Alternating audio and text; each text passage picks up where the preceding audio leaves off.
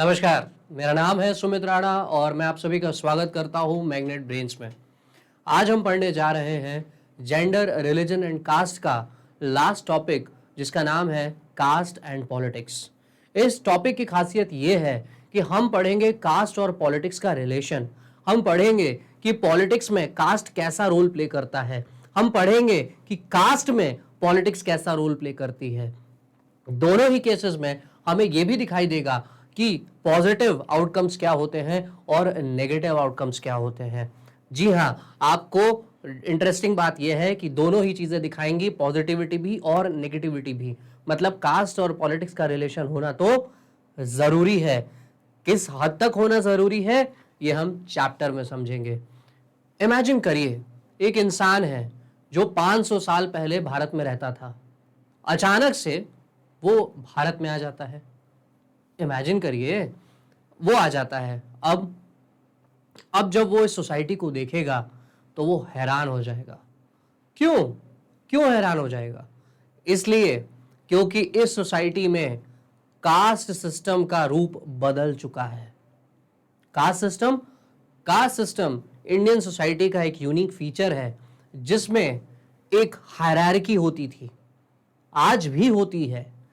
Basically उसको वर्णा के फॉर्म में हम देखते हैं। ठीक है, डेफिनेटली कास्ट और वर्णा अलग अलग होते हैं, but yes, for the understanding in this chapter we will consider the caste similar to varna. Caste में होता क्या है? बेसिकली एक ऐसा सोशल स्ट्रक्चर जहां पर सोसाइटी को आप अलग अलग लेवल पे बांट देते हो। जो सबसे ऊपर है वो सबसे बड़ा है, उसके बाद उससे छोटा, उससे छोटा और सबसे छोटा। This is what is caste system all about. अब होता क्या है कास्ट सिस्टम में? कास्ट सिस्टम में बेसिकली ये होता है कि आप जिस भी ब्लॉक में बिलोंग करते हो, आप जिस भी ग्रुप में बिलोंग करते हो, वो आपकी एक कम्युनिटी हो गई। अब आपको उस कम्युनिटी के रूल्स एंड रेगुलेशंस के हिसाब से चलना पड़ेगा। आपको वैसा ही बिहेव करना पड़ेगा जैसा वो आपसे एक्सपेक्ट करते हैं। लेट्स से अगर आपको शादी करनी है तो आप सिर्फ अपने कास्ट में शादी करेंगे। आप खाना एक तरीके का खाएंगे, खाना आप अपने कास्ट के लोगों के साथ खाएंगे और सिर्फ उनके साथ खाएंगे जहां तक अलाउड है। और अगर अलाउड नहीं है तो आप अपने कास्ट के बाहर खाना भी नहीं खा सकते लोगों के साथ एक साथ बैठकर। यह है कास्ट सिस्टम। तो कास्ट और पॉलिटिक्स का संबंध बेसिकली क्या है, उससे पहले आप ये समझिए कि जो मैं बता रहा हूं वो इशारा कर रहा है कास्ट इन इक्वालिटी की तरफ। कास्ट इन इक्वालिटी का सिंपल सा मतलब है, कास्ट तो हमारे पास अलग अलग है, बट वो एक दूसरे के बराबर नहीं है। किस सेंस में बराबर नहीं है? सोसाइटी के सेंस में बराबर नहीं है। अगर कोई बाहर से आके कास्ट सिस्टम को देखेगा तो वो कहेगा कि भाई एक पर्टिकुलर कास्ट है जो कि सारी कास्ट के ऊपर डोमिनेंट है। बात समझ में आ गई? तो चलिए कास्ट इनइक्वालिटी को थोड़ा सा और समझते हैं। कास्ट इनइक्वालिटी बेसिकली आई कहां से? तो देखिए, इनइक्वालिटी तो समाज में चारों तरफ है। ठीक है, कास्ट इनइक्वालिटी पे आएंगे, but let us come to this point कि इनइक्वालिटी तो सोसाइटी में चारों तरफ है। जैसे कि ऑक्यूपेशन, जॉब है ना, जैसे कि ऑक्यूपेशन या जॉब, इसकी खासियत क्या है? आप किसी भी सोसाइटी में जाइए, चाहे इंडियन सोसाइटी में जाइए, यूरोपियन सोसाइटी में जाइए, अफ्रीकन सोसाइटी में जाइए, आप देखेंगे कि लोग जो काम कर रहे हैं वो उनकी पुरानी जनरेशन्स ने भी किया था। मतलब ये जनरेशनल ऑक्यूपेशंस चली आ रही हैं। कोई तलवार बनाता था, कोई लोहे का सामान बनाता था, तो उसकी जनरेशन्स आगे के जनरेशन्स ने भी वही काम किया। कोई मटका बना रहा था तो उसके आने वाली जनरेशन्स ने भी वही काम किया। ये हर सोसाइटी में आपको देखने के लिए मिल जाता है। बट जब हम बात करते हैं कि इंडियन सोसाइटी की, तो इसमें इंटरेस्टिंग पॉइंट आता है रिचुअल्स का। ठीक है, कि अगर आप लेट्स से किसी एक पर्टिकुलर सोसाइटी में पैदा हुए हैं, पर्टिकुलर एक कास्ट में पैदा हुए हैं, तो रिचुअली भी आपको वो चीज करनी है, चॉइस नहीं है आपके पास। ये कंक्लूजन है इस बात का। ठीक है, चलिए आगे बढ़ते हैं। तो सबसे पहले जो सवाल आपके मन में आ जाता है, किसी किसी के मन में आ जाता है, जो इस बच्ची के मन में भी आया कि कास्ट इनइक्वालिटी में क्यों पढ़ूं, कास्ट सिस्टम में क्यों पढ़ूं, और इस किताब में कास्ट सिस्टम पढ़ा के कहीं आप कास्ट सिस्टम को प्रमोट तो नहीं कर रहे हैं? तो उसका आंसर यह है कि अगर परेशानी आपकी आंखों के सामने खड़ी है, अगर परेशानी आपकी आंखों के सामने खड़ी है और आप आंख बंद कर लेते हो, तो इसका मतलब यह नहीं कि परेशानी खत्म हो जाएगी। ठीक है, तो कोई भी परेशानी अगर आपके सामने है, आंख खोल के आपको उसको सामना करना पड़ेगा। That is what we are trying to do here. We are trying to understand the caste system. We are trying to understand the caste inequality. We are trying to understand the relationship between the caste and politics. We are going to see the plus and minus of everything, which I have mentioned as of now. चलिए, तो caste system की जब मैंने बात की तो मैंने कहा वो एक कम्युनिटी में बिलोंग करते हैं। ऐसा माना जाता है कि लेट्स से अगर आप एक पर्टिकुलर कास्ट के हैं तो आप एक कम्युनिटी का हिस्सा हो गए, अब आप उस कम्युनिटी के हिसाब से चलेंगे।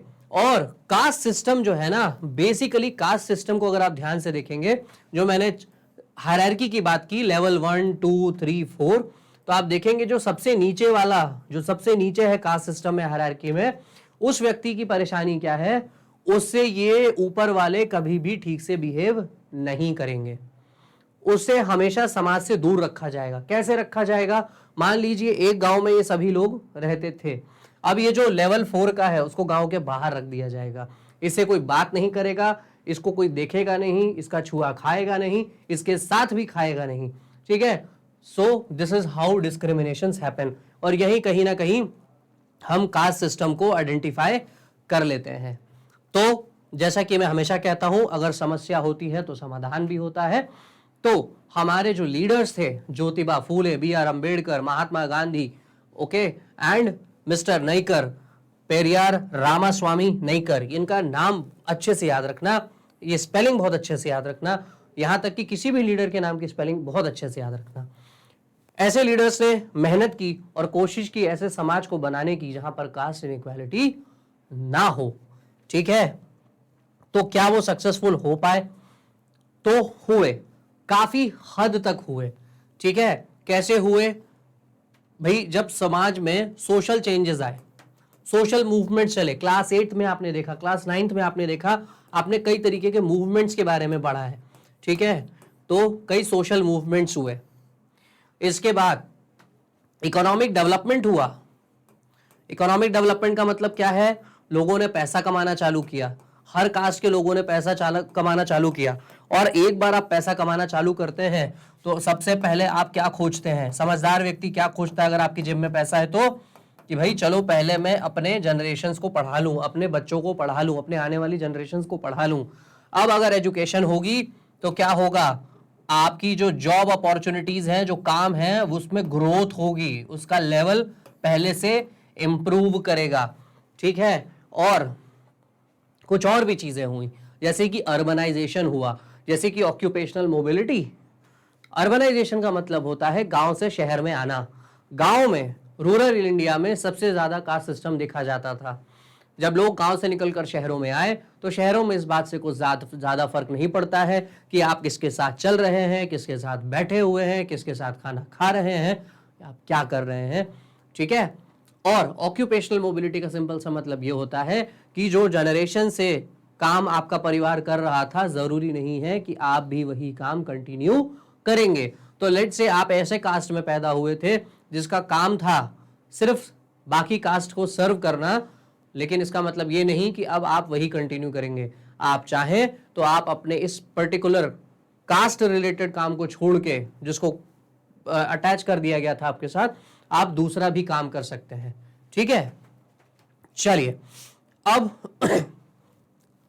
जो इंपॉर्टेंट पॉइंट है यहां से रिलेटेड वो ये है कि इसमें सबसे बड़ी भूमिका कास्ट सिस्टम को जो प्रॉब्लम्स को खत्म करने के लिए जो सबसे बड़ी भूमिका निभाई वो कॉन्स्टिट्यूशन ऑफ इंडिया ने निभाई। ठीक है, तो भाई ऑब्वियसली कॉन्स्टिट्यूशन ऑफ इंडिया की सबसे बड़ी भूमिका कैसे मैं कह रहा हूं? बहुत सिंपल सी बात है ना। अगर आप एक कानून बना दो जो सबके लिए एप्लीकेबल हो, जो सबके लिए बराबरी से एप्लीकेबल हो और जो उसको सबको मानना पड़े, उससे अच्छा क्या हो सकता है? तो कॉन्स्टिट्यूशन ऑफ इंडिया की खासियत क्या है? It is the supreme law of the land. और उसने क्या करा? उसने प्रोहिबिट किया। क्या किया उसने? प्रोहिबिट कर दिया अनटचेबिलिटी जैसे इशू को, उसने प्रोहिबिट कर दिया कास्ट बेस्ड डिस्क्रिमिनेशन को। मतलब संविधान कहता है भारत का कि अगर आप किसी पर्टिकुलर कास्ट से हैं और सिर्फ इस वजह से आपके साथ कोई डिस्क्रिमिनेशन हो जाता है तो ये सरकार की जिम्मेदारी है कि आपको जुडिशियल रेमेडी दिलवाए, आपको किसी भी तरीके की रेमेडी दिलवाए। और इससे पहले सरकार की यह जिम्मेदारी है कि आपके साथ ऐसा हो ही ना। ठीक है, चलिए फिर भी आज की डेट में हमारे पास कास्ट सिस्टम के प्रूफ दिखाई देते हैं, कास्ट डिस्क्रिमिनेशन के प्रूफ दिखाई देते हैं। कास्ट सिस्टम का एग्जिस्ट करना उतनी बड़ी प्रॉब्लम नहीं होती है जितना कास्ट डिस्क्रिमिनेशन प्रॉब्लम होती है। जैसे कि आज भी इंडिया के कई हिस्सों में आपको कास्ट डिस्क्रिमिनेशन देखने को मिलेगा। आज भी लोग अपने ही कास्ट में मैरिज करना प्रेफर करते हैं, not by choice, by pressure. Okay, चलिए आगे बढ़ते हैं। अनटचेबिलिटी की भी बात अगर करें तो वो भी आज पूरी तरह से खत्म नहीं हुआ है। और अगर आप पूरी सोसाइटी को देखें तो जो शुरू से लोगों को एडवांटेज मिले अपर कास्ट को और जो डिसएडवांटेजेस मिले लोअर कास्ट को, उसका रिजल्ट आपको आज भी देखने को मिलता है। कैसे? जो अपर कास्ट है जिसको शुरू से ही अपॉर्चुनिटीज मिली, उसका अगर आप फाइनेंशियल स्टेटस देखें, अगर आप उसका इकोनॉमिक डेवलपमेंट देखें तो वो काफ़ी ज़्यादा है।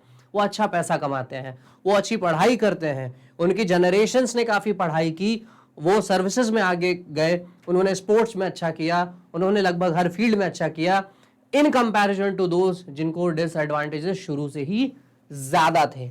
ठीक है, अब इंपॉर्टेंट पॉइंट जो ये है कि आपको इन दो शब्दों का मतलब पता होना चाहिए, अपर कास्ट और लोअर कास्ट।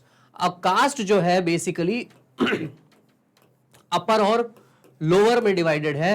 अपर कास्ट वो जो बेसिकली अगर वर्ण सिस्टम की बात करें, it's like Brahmins, Kshatriyas, Vaishyas, and lower caste people are those like Shudras. ठीक है, तो अगर आप वर्ण सिस्टम के हिसाब से देखें तो बेसिकली कास्ट को आप इस तरीके से देख सकते हैं। ऑल दो बुक आपको इस तरीके से समझाना चाह रही है, but let me give you a very pure fact. Varnas में डेफिनेटली 4 वर्णों की बात होती है, but when it comes to the caste बहुत सारे हैं हमारे इंडिया में। ठीक है, for the understanding of this chapter we are synonymously, I mean basically we are interchangeably using the caste and varna. Okay, चलिए अब आते हैं नेक्स्ट हेडिंग पे, that is caste in politics. जो मैंने आपसे शुरू में ही कहा था, हम कास्ट और पॉलिटिक्स के रिलेशन में देखेंगे, रिलेशन को देखेंगे। और इस टॉपिक में हम ये पढ़ने जा रहे हैं कि पॉलिटिक्स में कास्ट का क्या इंपॉर्टेंस है। पॉलिटिक्स में मतलब अभी कौन बेस में है? पॉलिटिक्स। उसमें हम किसका कंट्रीब्यूशन देख रहे हैं? कास्ट का। ठीक है, कास्ट की खासियत क्या होती है? कास्ट की खासियत ये होती है कि जैसे हमने रिलीजन में देखा था, ये भी एक कम्युनिटी का बेस होता है। एक कम्युनिटी बनी हुई है, उसका बेस क्या है? कास्ट। मतलब अगर एक तरह से आपको एक पर्टिकुलर जगह पे एक तरीके के कई सारे लोग दिखाई दे रहे हैं जो इंटरेक्ट कर रहे हैं आपस में, आप कहीं ना कहीं एक चीज देखोगे कि उनकी कास्ट में सिमिलैरिटी होगी। ठीक है, that is what it is talking about. ठीक है, और जो हमने कम्युनलिज्म में भी देखा था, उसी तरीके से अगर हम बात करें तो अगर लोग एक कास्ट से बिलोंग करते हैं, इसका मतलब यह है कि वो नेचुरली एक ही कम्युनिटी के मेंबर हैं और उनके इंटरेस्ट भी सेम है और उनको बिहेव भी एक ही तरीके से करना है। ठीक है, चलिए अब आगे देखते हैं। अब अगर बात पॉलिटिक्स और कास्ट के रिलेशन की हो तो पॉलिटिक्स में आपको कास्ट के इंग्रेडिएंट्स कैसे देखने को मिलेंगे? देखिएगा, पॉइंट यहां पर क्या है कि अगर किसी पॉलिटिकल पार्टी को लेट से चुनाव लड़वाना है या चुनाव में कोई पॉलिटिकल पार्टी पार्टिसिपेट कर रही है, तो वो क्या करेगी? वो ये देखेगी कि किस पर्टिकुलर इलेक्टोरल कॉन्स्टिट्यूएंसी में किस कास्ट की पॉपुलेशन ज्यादा है। अगर मान लीजिए किसी पर्टिकुलर कास्ट सी की पॉपुलेशन वहां पे ज्यादा है, तो पार्टी क्या करेगी? उस पर्टिकुलर कास्ट के कैंडिडेट को वहां पर टिकट दे देगी, हमने पढ़ा था पार्टी टिकट का कॉन्सेप्ट 9th क्लास में। कैंडिडेट को वहां पे पार्टी टिकट दे देगी। इसके बाद लेट्स से वहां पर कैंडिडेट को टिकट भी दे दिया, मान लीजिए वो चुनाव भी जीत गया। अब जब सरकार बनी, जब अलग अलग मंत्रियों को बनाया गया, तो पार्टीज एक चीज का और ध्यान देती हैं, क्या कि जब कैबिनेट बनेगी, जब डिसीजन मेकर्स को बिठाया जाएगा, ठीक है, जब कैबिनेट मिनिस्टर्स को बिठाया जाएगा, तो उनमें आपको हर कास्ट का रिप्रेजेंटेशन देखने को मिलेगा। क्यों मिलेगा? ताकि जनता को ये लगे कि भाई हमारे कास्ट के लोग भी पॉलिटिकल पार्टी में बड़े पदों पर बैठे हुए हैं, सरकार में बड़े पदों पर बैठे हुए हैं, और हम अपनी बात को उन तक पहुंचा सकते हैं, अपनी डिमांड्स को, अपनी जरूरतों को फुलफिल कर सकते हैं। I hope you got this point. ठीक है, और ऐसा क्यों होता है कि पॉलिटिकल पार्टीज इनको सीरियसली लेती हैं?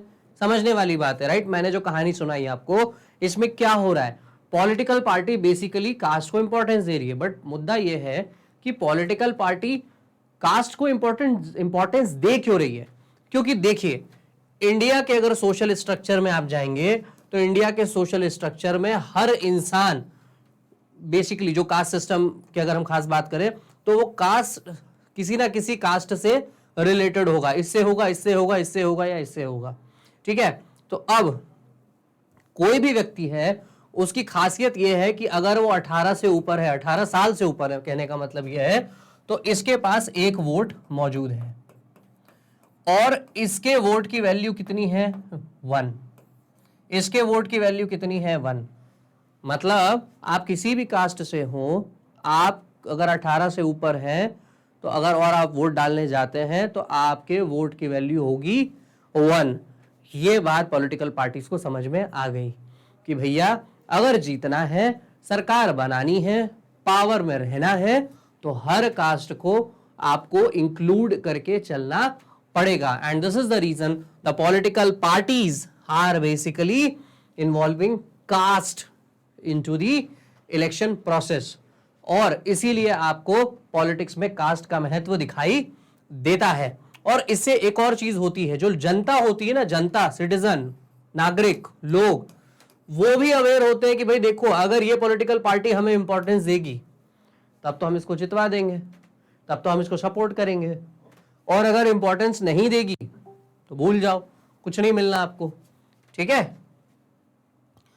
चलिए,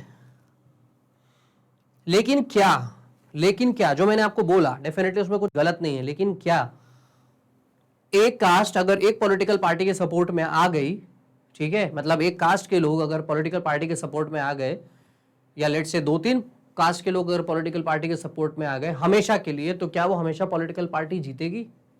क्या इंडिया में ऐसा होता है? तो फिर क्या डेमोक्रेसी का कोई मतलब रह जाएगा? आया ना दिमाग में?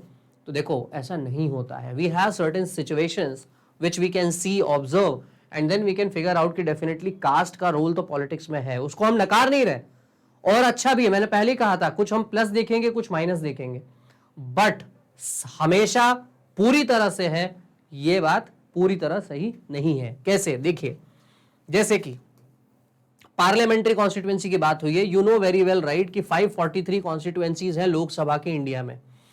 आज तक आप देखेंगे, अगर सारे 543 कॉन्स्टिट्यूएंसीज को आप देखेंगे, तो ऐसा कभी नहीं होगा कि एक पर्टिकुलर इलेक्टोरल कॉन्स्टिट्यूएंसी में एक पर्टिकुलर कास्ट के लोग जो हैं एब्सोल्यूट मेजॉरिटी में या क्लियर मेजॉरिटी में आपको दिखाई दे। अब ये एब्सोल्यूट या मैं कहूं क्लियर मेजॉरिटी क्या है? क्लियर मेजॉरिटी क्या है? देखो, क्लियर मेजॉरिटी का मतलब ये होता है कि मोर देन 50%, मोर देन 50%। मतलब क्या हुआ? एक इलेक्टोरल कॉन्स्टिट्यूएंसी है, मान लीजिए उसकी पॉपुलेशन है 10 लाख, अगर उसमें से 5 लाख एक व्यक्ति भी एक पर्टिकुलर कास्ट के हैं, तो डेफिनेटली उस कास्ट का दबदबा हो गया उस पर्टिकुलर कॉन्स्टिट्यूएंसी पे। तो क्या 543 कॉन्स्टिट्यूएंसीज में हमारे पास ऐसे हालात हैं? तो ऐसा नहीं है। कोई भी कास्ट क्लियर मेजॉरिटी में किसी भी पार्लियामेंट्री कॉन्स्टिट्यूएंसी में नहीं है। तो इसका मतलब क्या हुआ? इसका मतलब यह हुआ कि जो पॉलिटिशियंस हैं, जो पॉलिटिकल पार्टीज हैं, जो कैंडिडेट्स हैं, और वो सिर्फ एक कास्ट के भरोसे इलेक्शंस में नहीं बैठ सकते, उन्हें मल्टीपल कास्ट को लेकर साथ में चलना पड़ेगा। ठीक है, वो बात यहां लिखी हुई है। ठीक है, लेकिन आप ये भी आर्ग्यूमेंट रख सकते हैं कि सर हमने तो वोट बैंक वाली कहानी सुनी है, न्यूज़पेपर में, टीवीज में हमेशा वोट बैंक की बात होती है, उसमें लिखा रहता है कि एक सर्टेन कास्ट जो है एक सर्टेन पॉलिटिकल पार्टी का वोट बैंक है। इसका बस इतना सा मतलब होता है स्टूडेंट्स कि उस कास्ट के मेजॉरिटी ऑफ द पीपल, उस कास्ट के जो मेजॉरिटी ऑफ द वोटर्स हैं, वो एक पर्टिकुलर पार्टी का सपोर्ट कर रहे हैं, वो एक पर्टिकुलर पार्टी का सपोर्ट कर रहे हैं। लेकिन लेकिन लेकिन फिर इस मेजॉरिटी को समझो बेटा, मेजॉरिटी तो 100 में से अगर 51 लोग भी साथ आ गए उसको भी आप मेजॉरिटी कहते हो, लेकिन इसका मतलब ये नहीं कि बाकी 49 भी उसका सपोर्ट कर रहे हैं। ठीक है, तो definitely majority of the people are supporting that political party, that's the truth, but that is not the absolute truth. और ऐसा क्यों होता है, ठीक है, उसमें हम आएंगे। बट एक चीज आप देख सकते हैं कि ये जो लाइन है बहुत इंपॉर्टेंट है, some voters have more than one candidate from their caste while many voters have no candidate from their caste. और ये हमने पहले भी देखा हुआ इलेक्शंस में, हमने फैक्चुअली भी हमने देखा हुआ है। कभी कभी क्या होता है, लेट्स से ये एक इलेक्टोरल कॉन्स्टिट्यूएंसी है, यहाँ पर अलग अलग कैंडिडेट्स खड़े हुए हैं अलग अलग पॉलिटिकल पार्टी से। मान लीजिए यहाँ पर एक पॉलिटिकल पार्टी है P1 और यहाँ पॉलिटिकल पार्टी है P2।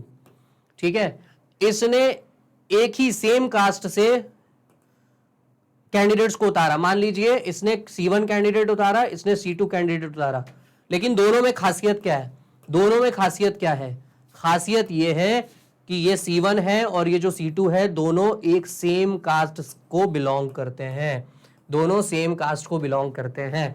मैं फिर से बोल रहा हूं, एक इलेक्टोरल कॉन्स्टिट्यूएंसी है, दो अलग अलग पॉलिटिकल पार्टीज हैं, उन्होंने दो अलग अलग कैंडिडेट्स को उतारा, बट दोनों कैंडिडेट सेम कास्ट से है, तो फिर तो दोनों को जिताना चाहिए, लेकिन ऐसा तो नहीं हो सकता, जीतेगा तो कोई एक, है ना, रिप्रेजेंटेटिव बनेगा तो कोई एक। ठीक है, इसीलिए आपको यह भी समझना पड़ेगा कि कास्ट डेफिनेटली रोल प्ले करता तो है, बट इतना नहीं जितना हम सोचते हैं। तो इस केस में जो मैंने अभी ड्रॉ किया, उस केस में फिर क्या मायने रखता है, फिर उस केस में यह मायने रखेगा कि भाई C1 और C2 में से बेटर कौन है। कैसे पता चलेगा बेटर कौन है, जनता जाने। जैसे मान लीजिए वहां की जनता ये कह रही है भाई हम एजुकेशन देखेंगे, देख लो भाई, देख लो कौन ज्यादा पढ़ा लिखा है, इसका एक्सपीरियंस देखेंगे, इनमें से पहले किसने काम किया है, कैसा काम किया है ना, इनके जो मैनिफेस्टो है, जो इनका एजेंडा है, जो इनके भाषण है, हम उनको देखेंगे कि ये क्या बोल रही है, हमको क्या देने वाले हैं, क्योंकि कास्ट तो सेम है। ठीक है ना। इसके अलावा हम ये भी देखेंगे उनका एटीट्यूड क्या है जनता को लेकर। तो ये तो जनता पे डिपेंड करता है कि वो ये चारों चीजें देखें या 40 और चीजें देखें। मुद्दा ये है कि यहां पर कास्ट का उतना ज्यादा इंपॉर्टेंस नहीं रह जाएगा जितना इंपॉर्टेंस दूसरी चीजों का रहेगा। ठीक है, इसके अलावा हमने एक और चीज देखी है कि भारत में जितने भी चुनाव होते रहते हैं, वो उसमें जो एमपी एमएलएज हैं वो अपने चुनाव हारते भी हैं। एग्जाम्पल के तौर पे मान लीजिए एक इलेक्टोरल कॉन्स्टिट्यूएंसी थी, वहां से एक कास्ट का बंदा जीत कर आ गया, तो आप देख के ये कह सकते हैं कि सर देखिए वहां पर ना इस पर्टिकुलर कास्ट के लोग ज्यादा तादाद में थे इसीलिए वो जीत कर आ गया। बट इंडिया के इलेक्शंस जो पहले हो चुके हैं वो ये प्रूव करते हैं कि यही कैंडिडेट दोबारा जीत कर आए, ऐसा हमेशा नहीं होगा। सोच के देखो ना बच्चों, अगर हमेशा ऐसा होता तो फिर अलग अलग लीडर्स हमें समाज में दिखाई नहीं देते। ठीक है, इसका मतलब क्या है, वही बात कि कास्ट जो है पॉलिटिक्स में रोल प्ले करती है, but up to a extent. ठीक है, चीजें पॉजिटिव भी हैं, चीजें नेगेटिव भी हैं, उसी पे हम जा रहे हैं। ठीक है, इसमें जो सबसे इंपॉर्टेंट पॉइंट है वो आपके लिए ये है कि people's assessment of the performance of the government and the popularity rating of the leaders matter and are often decisive in elections. ठीक है, मतलब कैंडिडेट पे भी डिपेंड करेगा, जो मैंने अभी एक्सप्लेन किया, कैंडिडेट पर भी डिपेंड करेगा कि वो इलेक्शन जीतेगा या नहीं जीतेगा। ठीक है, चलिए next heading is politics in caste. Next heading is politics in caste. अभी हमने क्या देखा, पॉलिटिक्स है, उसमें कास्ट का क्या रोल है। अब हम देखेंगे कास्ट है, उसमें पॉलिटिक्स का क्या रोल है। भाई ये कास्ट है, ठीक है, उसमें पॉलिटिक्स का क्या रोल है, ठीक है। हम पॉलिटिसाइजेशन के बारे में भी देखेंगे। तो क्या है, देखिए मतलब ये क्या है, देखिएगा ध्यान से, पॉलिटिक्स है और कास्ट है, इसका टू वे रिलेशन है, ठीक है। रिलेशन एक इस तरफ से इस तरफ भी है और इस तरफ से इस तरफ भी है। ये एक चीज हम देख चुके हैं, दूसरी चीज हम देखने जा रहे हैं, and then I let you know कि what exactly that means when we will simplify the things written over here. देखिए होता क्या है,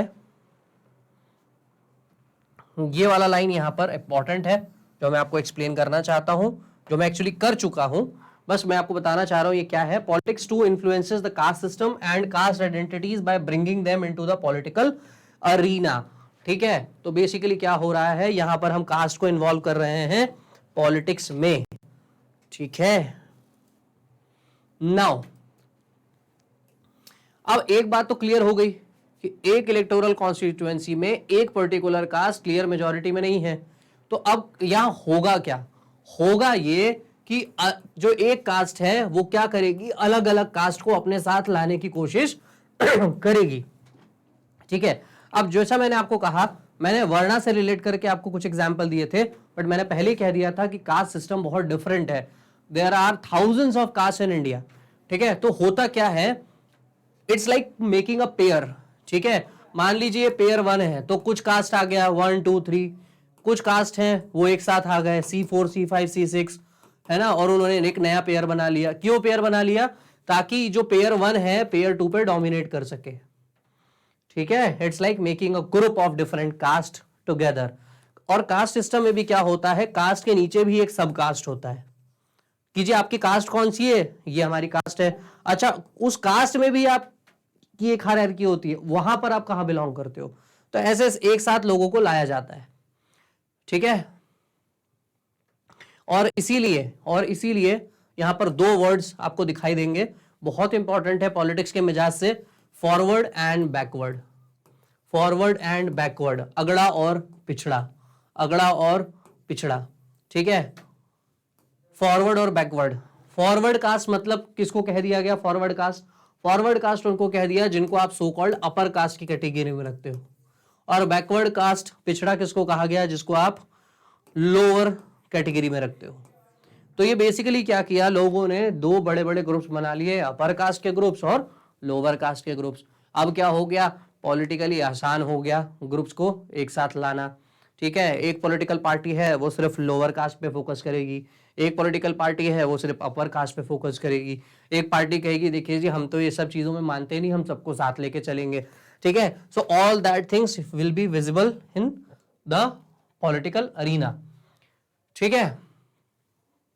नाउ नेक्स्ट, अब ये जो है ये बड़ा इंपॉर्टेंट है। मैंने प्लस माइनस की बात की थी कि कास्ट की वजह से पॉलिटिक्स में इन्फ्लुएंस आएगा, पॉलिटिक्स की वजह से कास्ट में इन्फ्लुएंस आएगा, उसमें नेगेटिविटी भी है। लोग क्या होगा, कास्ट के नाम पे भड़क जाएंगे, दंगा करेंगे, मारपीट करेंगे, वायलेंस करेंगे, एक दूसरे के प्रति घृणा भी रखेंगे, नफरत भी रखेंगे, ये भी चीज होगी। बट एक चीज ये भी हुई कि जो समाज का निचला तबका माना जाता था, अब उसका भी पॉलिटिकल रिप्रेजेंटेशन हो गया। याद करिए पुराने वीडियोस में जो हमने बात की है रिलीजन की, है ना, एक रिलीजन दूसरे रिलीजन पे डोमिनेट करना चाहता है, बट क्या हो रहा है, लॉज इस तरीके से बनाए जा रहे हैं, अवेयरनेस इस तरीके से लाई जा रही है कि सारे रिलीजन एक दूसरे के बराबरी में दिखाई दे। Same goes with the gender, वहां पर एक जेंडर दूसरे जेंडर पे डोमिनेट कर रहा था। Now what we are doing is we are involving every like the lower gender और the so called lower gender into the politics and making them equal with the other gender. Same goes with the caste also. एक बार आप cast को politics में ले आइए या politics को कास्ट में ले जाइए, आपको ये दिखाई देने लगेगा कि जो सो called lower strata of the society थी उसका भी प्रेजेंटेशन, उसका रिप्रेजेंटेशन बेसिकली पॉलिटिक्स में काफी अच्छा हो जाएगा और उनकी ग्रोथ और डेवलपमेंट भी आपको दिखाई देगी। ये एक इमेज है आपकी बुक में, it's a very important story basically. It's an important thing which you can comprehend from this picture कि एक ही जॉब है लेकिन वो एक ही कास्ट का व्यक्ति कर रहा है। लेट्स से एक पर्टिकुलर जॉब है टीचर की, now there is no limitation of limitation to anyone कि अब उसको कौन करेगा, कौन सी कास्ट का व्यक्ति करेगा। लेकिन पहले था, आज से 500 साल पहले था कि टीचर कौन होगा, कौन सी कास्ट का व्यक्ति होगा। आज वो नहीं है, but there are still certain jobs जहां पर आप ये देखते हैं कि एक पर्टिकुलर काम ऐसा है, लेट्स से गटर साफ करने का काम ऐसा है, जो कि आज भी एक ही पर्टिकुलर कास्ट के व्यक्ति से एक्सपेक्टेड होता है कि वो करेगा। ठीक है, चलिए अब यहां पर जो है हमें क्या देखना है, हमें पॉलिटिक्स और कास्ट के रिलेशन को थोड़ा और डीप में देखना है। जैसे कई पॉलिटिकल और नॉन पॉलिटिकल ऑर्गेनाइजेशंस हैं, वो हमेशा ये कहती हैं कि भाई पॉलिटिकल पार्टीज हो या कैंडिडेट्स हो, आप डिस्क्रिमिनेशन जो है पर्टिकुलर कास्ट के खिलाफ मत करो। ठीक है, और क्या करो, उनको जो भी रिसोर्सेज हैं उसमें उनको प्रॉपर कंट्रीब्यूशन दो। बात समझ में आ गई। लेकिन मान लीजिए 2 कास्ट है, नो डाउट 2 कास्ट है, C1 C2। अब अगर इस पे आप ग्रोथ देते हो, इनको अपॉर्चुनिटी देते हो, that's good. But let's say आपका पूरा फोकस ही यही कास्ट बन गया, अब आप इस कास्ट को भूल गए, तो भी नेगेटिव रिजल्ट है। अब इस कास्ट वाले क्या होंगे, इनके दुश्मन बन जाएंगे, है ना, इनके दुश्मन बन जाएंगे और कहीं ना कहीं इनसे घृणा करना चालू कर देंगे। ठीक है, जिससे वायलेंस होने का भी खतरा बढ़ जाएगा। चलिए, सो अब कंक्लूड करते हैं इस पूरे टॉपिक को, जिसका नाम है कास्ट एंड पॉलिटिक्स। हमने ये समझा कास्ट क्या है, पॉलिटिक्स क्या है, दोनों के बीच में रिलेशन क्या है, और कास्ट जब पॉलिटिक्स में इन्वॉल्व होगा या जब पॉलिटिक्स कास्ट में इन्वॉल्व होगी तो उसके पॉजिटिव आउटकम्स ये निकलेंगे कि जो भी ग्रुप्स हैं, जो भी कास्ट हैं, जिनको हजारों सालों से, सैकड़ों सालों से रिप्रेजेंटेशन नहीं मिल रहा था समाज में, सोशल लाइफ में, पॉलिटिक्स में, उनको वो मिलना चालू हो जाएगा, उनकी ग्रोथ होगी, उनकी डेवलपमेंट होगी। बट अगर सिर्फ पॉलिटिकल पार्टीज या पॉलिटिक्स एक ही कास्ट पे फोकस हो जाएगी, चाहे वो कोई भी हो, फॉरवर्ड हो या बैकवर्ड हो, तो आपस में लोगों में घृणा पैदा होगी और उसका परिणाम होगा हिंसा, समाज टूट के बिखर जाएगा। इसीलिए harmony is necessary and harmony comes from education and awareness. And if you really want to get educated and be aware every time, do not ignore Magnet Brains। यहाँ आपको 100% कंटेंट फ्री में देखने के लिए मिलता है।